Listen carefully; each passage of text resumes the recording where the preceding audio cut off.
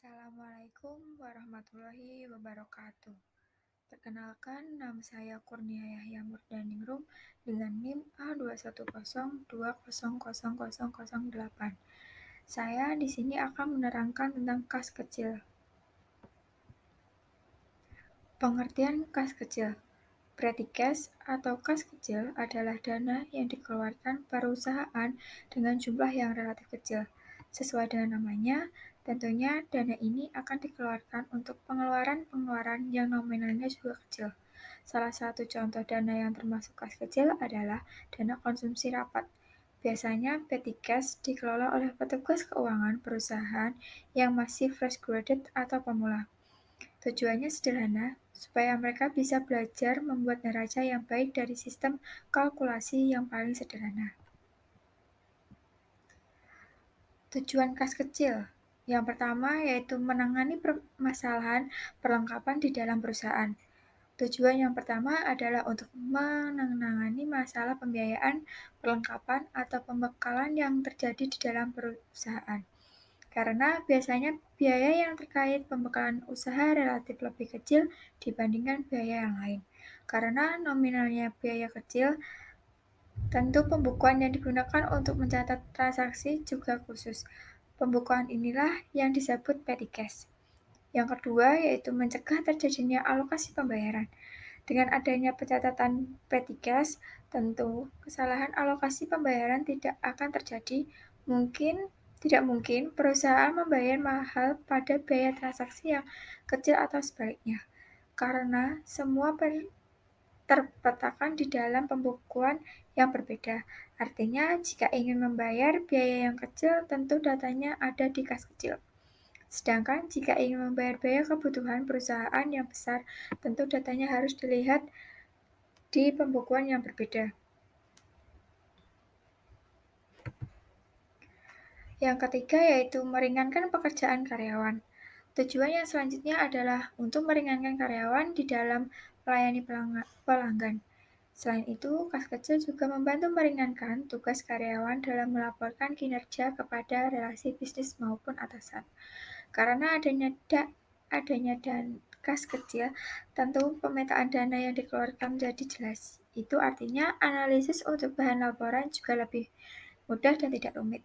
Yang keempat yaitu mempercepat penentuan kebijakan insidental. Terkadang, atasan mengeluarkan kebijakan insidental atau kebijakan mendadak untuk perusahaan. Dengan adanya kas kecil dan kas besar, tentu analisis pra-kebijakan menjadi lebih mudah. Manfaat kas kecil. Yang pertama yaitu mempermudah angkutan mencatat keuangan.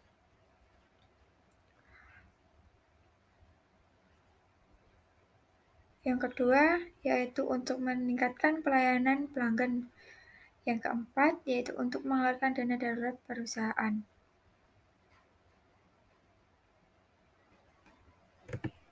Komponen dalam kas kecil.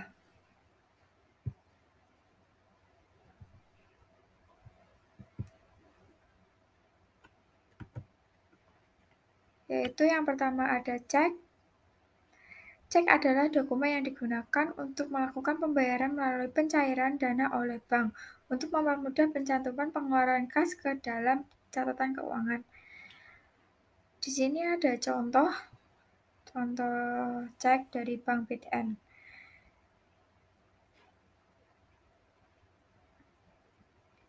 Yang kedua ada bukti kas keluar. Bukti kas keluar adalah dokumen yang berfungsi untuk mempermudah pencantuman pengeluaran kas ke dalam catatan keuangan. Di sini juga ada bukti kas keluar. Selanjutnya ada bukti pengeluaran kas kecil. Dokumen bukti pengeluaran kas kecil merupakan bentuk tanggung jawab pembukuan kas wajib melampirkan bukti ini. Di sini juga ada bukti pengeluaran kas kecil. Yang selanjutnya permintaan pengeluaran kas kecil. Permintaan pengeluaran kas kecil adalah dokumen permohonan pencairan dana pada pihak pemegang kas kecil. Sedangkan bagi pihak pemegang kas kecil, dokumen ini nantinya akan digunakan sebagai dokumen bukti pengeluaran. Yang selanjutnya, permintaan pengisian kembali kas kecil. Permintaan pengisian kembali kas kecil, permintaan pengisian kembali kas kecil dokumen yang dibuat oleh pemegang kas kecil kepada bagian utang agar menyediakan bukti kas keluar. Dan di sini juga ada contoh buktinya, permintaan pengisian kembali kas kecil. Selanjutnya, cara mengelola kas kecil. 1. Menetapkan batas saldo kas kecil.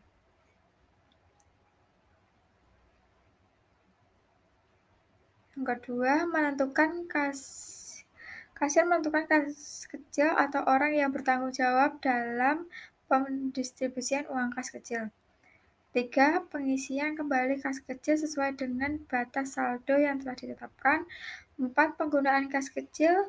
Kasir hanya bisa melakukan pembayaran atas pembelian yang disetujui oleh financial controller.